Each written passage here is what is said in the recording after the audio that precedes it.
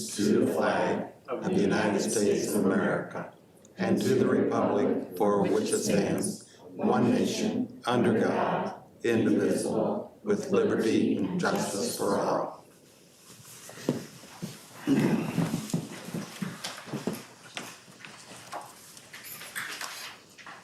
Now is the time for audience presentations. Every board meeting has 2 opportunities for public comments. The first session of public comments at the beginning of the meeting is strictly for items that appear on this meeting's agenda for discussion or action. The second session of public comments at the end of the meeting is for other communication that is not necessarily on the board's agenda. In order to speak at this meeting, the members of the public must complete a card with their name and topic and turn it in prior to the meeting of the first segment of public comments. If you wish to speak and have not yet turned in a card, now is your final opportunity. The Board of Education will take all comments under consideration and respond in a timely manner. We ask that your comments address the Board of Education and not the audience. We will limit your comments to 5 minutes. Participants are expected to conduct themselves with civility and respect and follow the guidelines outlined in Board Policy 830. With that, do we have anybody that wants to speak on the agenda items? We have 0 for agenda items. Okay. With that, we will move on to administrative reports. Okay, well, I don't have a whole lot to report tonight. I just want to say thank you to Mrs. Franklin and the Student Support Services faculty and staff that put on an outstanding dinner with some great conversation. I know you're going to talk more about that, Mr. Breaker, in your report, but just very thankful for that. At our next meeting, Mrs. Franklin will also give the Student Support Services update and presentation, or kind of our annual State of the Union address, so to speak. So that will come at our February 6th meeting. Also on our agenda for tonight was extracurricular activities reports, and unfortunately we've decided to push those back into the next meeting, and the reason we did that is because the weather has caused us to reschedule athletic events, which caused the folks that were doing some of those presentations to have to reschedule and be supervising some things tonight. So again, my apologies, that wasn't our expectation when we set the agenda, but we'll push those presentations back to the February 6th meeting. And I guess the last thing I would say is, we continue to have weather-related difficult decisions that are impacting our district. Today was another difficult one, I would say. And kind of a lesson learned today was not all country roads have equal opportunity to be treated. And even though we drive the country roads, we found there were some spots in remote parts of our district that weren't treated very well, and definitely not ahead of time. So there was some difficulty that we had today with parents, even with a couple of our buses that we had to deal with. There weren't any safety concerns, like no buses went off the road or things like that, but there were some concerns that we had. And so it's just, it was a good reminder that, even though we're driving some of the roads, we're not driving all of the roads. And so I learned a few things today. I really regret in my communication to parents not informing parents that if they don't feel their neighborhood is safe to get out into, then they should keep their kids home in the interest of safety. So I'll try to do a better job of making that known to parents as I communicate each morning to them. Hopefully we're out of the woods for a while with weather. That's what I'm welcoming. So anyway, I just wanted to say a few words about that. Otherwise, that's all the reports I have for today. Hey, for that brevity. So, President's report, just a special thanks to Mrs. Franklin and her staff for a wonderful time. We got to spend some time with the support service staff and got to talk to the teachers and all the other support staff, and it was fun. So I feel bad for them. They have to spend the evening with us, but we truly enjoy it and get to learn more about what they do, and their passion and their dedication and their love for the kids is definitely felt. So it definitely was a time well spent for us, and hopefully they can maybe say it without laughing to say the same. So I don't know if anybody wants to add to that or not, but it was so much appreciated. So, and just hopefully our families understand what the weather calls that the superintendent has to make, and those are not easy. They're early in the morning, and our goal is to get kids to school, and hopefully it can be, done safely. And so it kind of can feel the pain a little bit that those are difficult decisions. You're kind of left on an island to make them. So we know you try to do the best you can. So with that, is there anything for agenda building?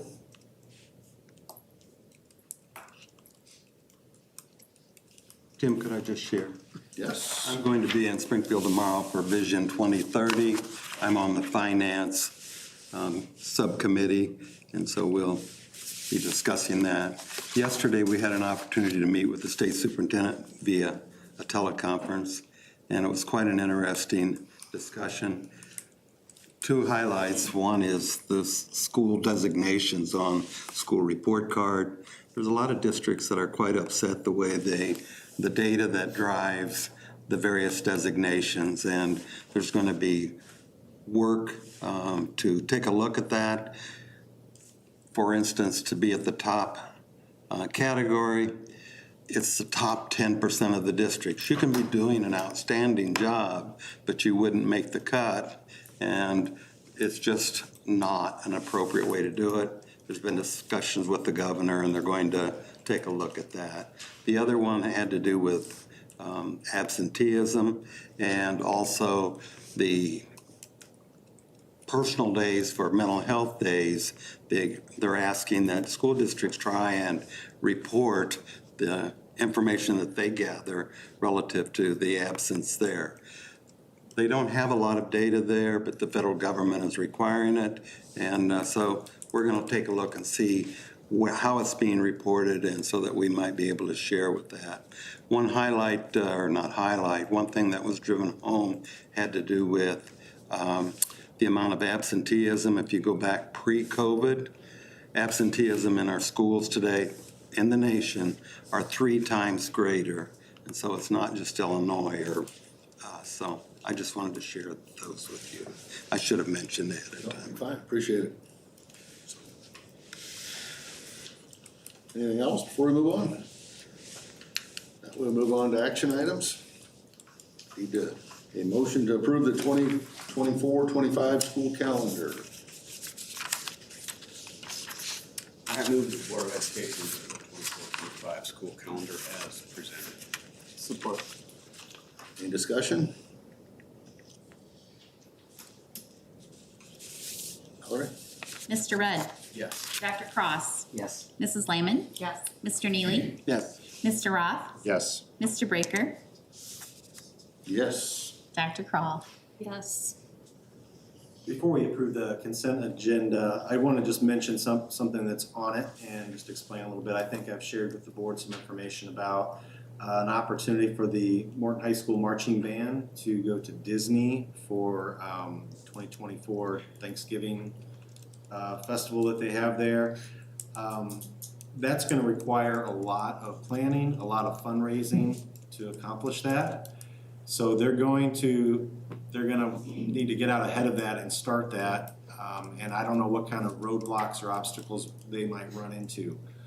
But I didn't want them to start that process without the board's approval of that.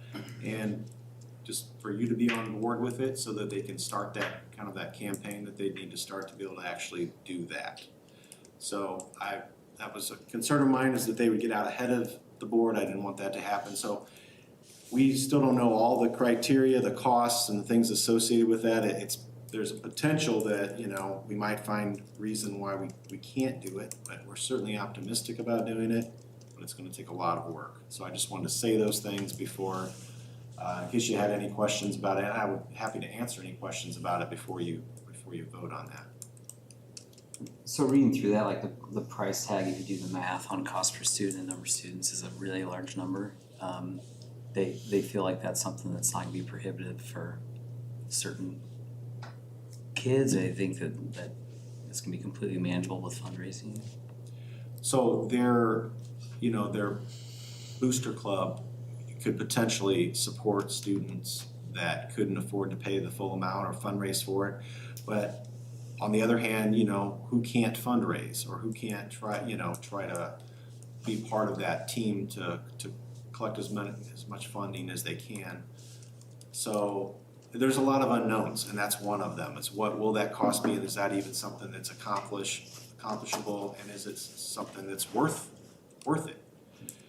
So, but before they even started down that road, that I wanted the board to approve the trip, whether they actually go on the trip or not.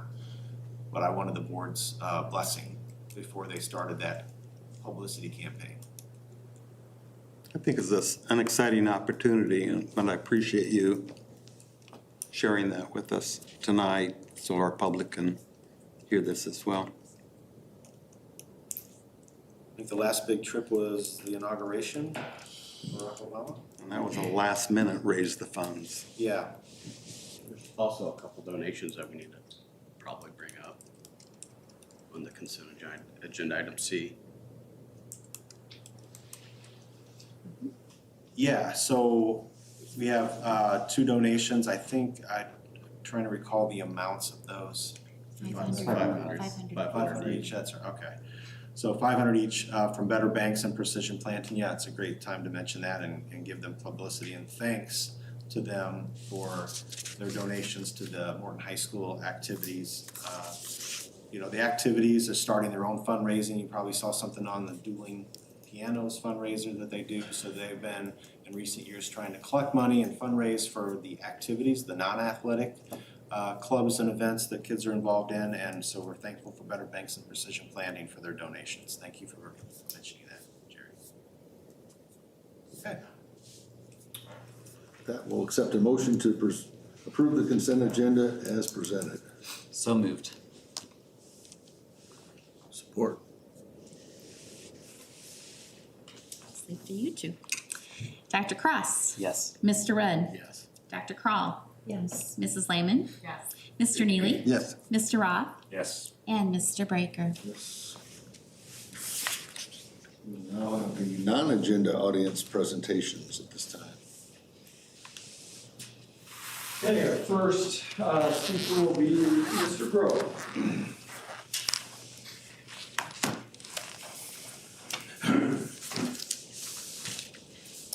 Brian Grove, parent in the district. Just a reminder, Mr. Breaker, I asked you to provide evidence to your claim at the December 12th meeting that we are calling for removal of administrators or board members due to religious beliefs. To date, you've not provided any evidence, so I ask that you correct the record and remove your false and provocative statement. Dr. Smock, I ask that you reverse your decision to ban Ms. Woodmansey from these proceedings from school property.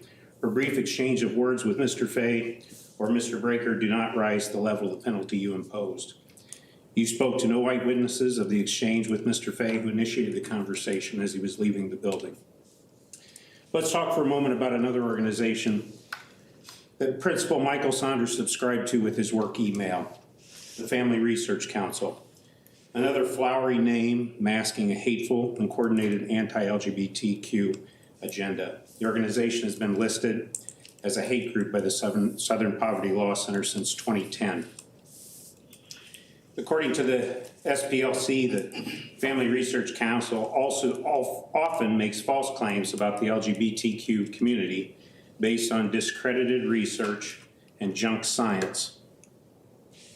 The intention is to dehumanize LGBTQ people as the organization battles against LGBTQ rights. In the past, this includes stances against same-sex marriage, hate crime laws, anti-bullying programs. Remember from the Illinois Family Institute, same themes? They oppose bullying legislation, anti-bullying legislation, and the repeal of the military's Don't Ask, Don't Tell policy.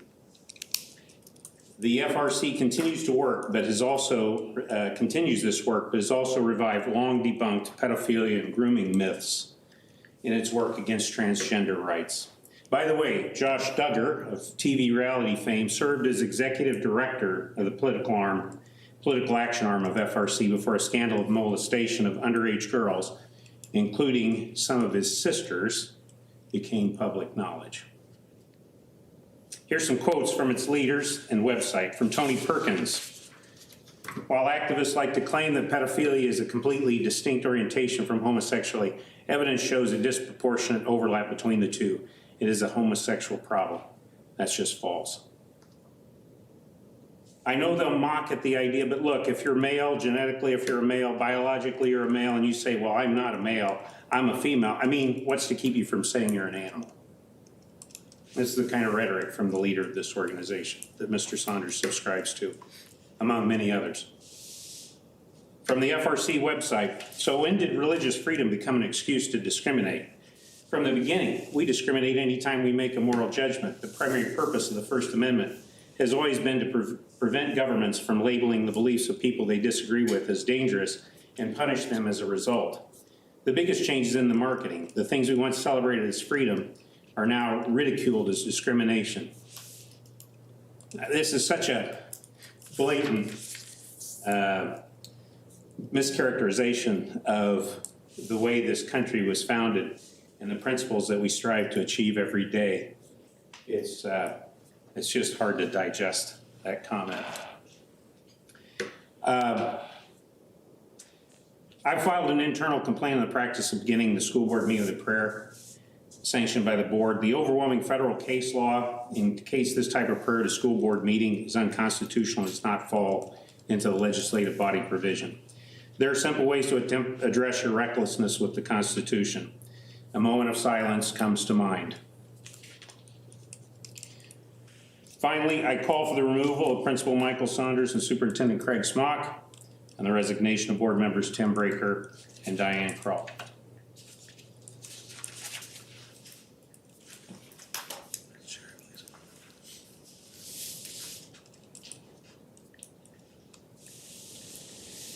Okay. Dr. Fisher is our next speaker.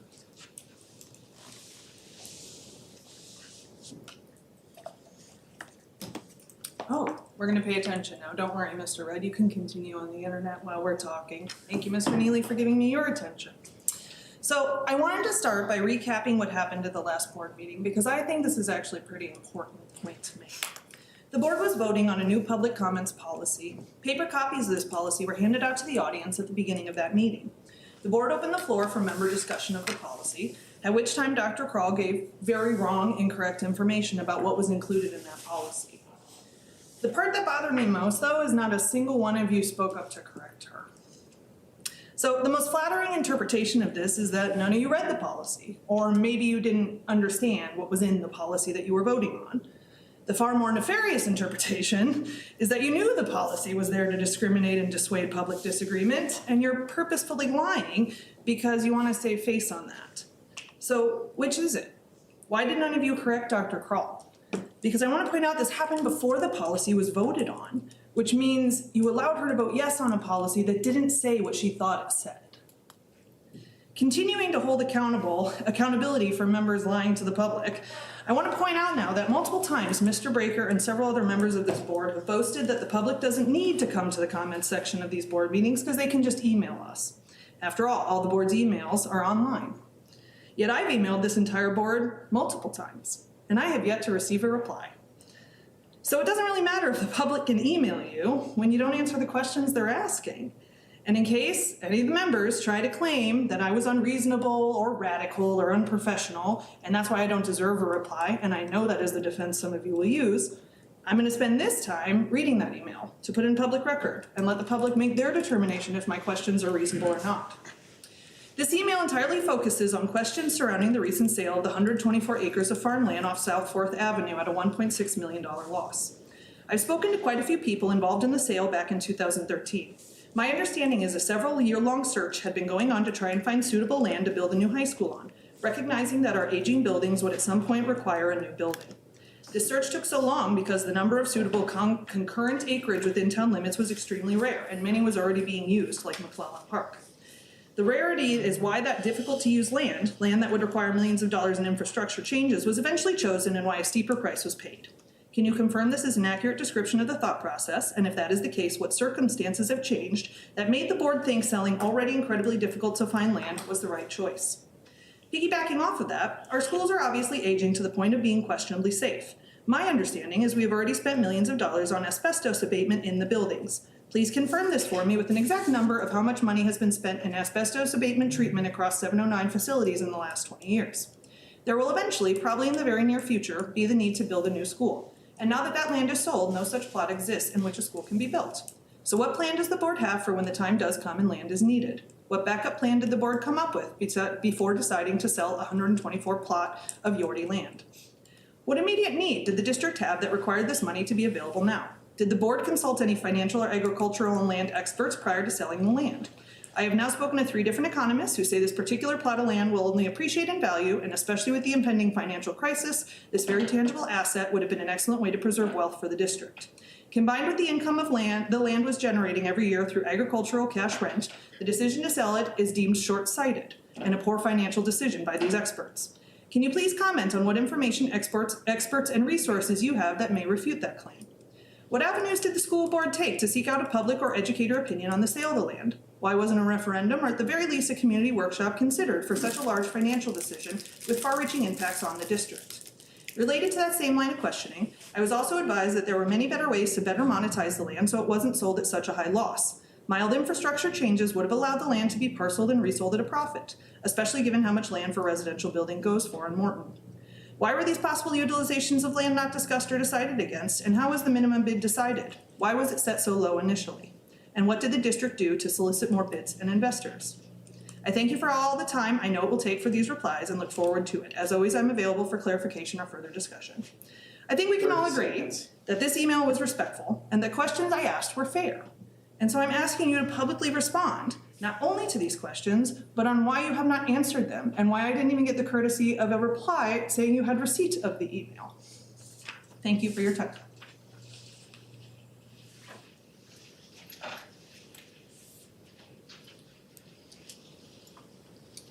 Thank you. With that, we'll move on to, before we enter closed session, our next meeting is February 6th at 5:30, right here right here. So now we need a motion to enter closed session for the discussion of personnel. So moved. Support.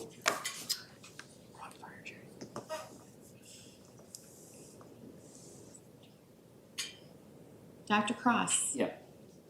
Mr. Rudd? Yes. Mr. Breaker? Yes. Dr. Kroll? Yes. Mrs. Lehman? Yes. Mr. Neely? Yes. And Mr. Roth? Yes. With that, we'll take 10 minutes to tear down. Thank you.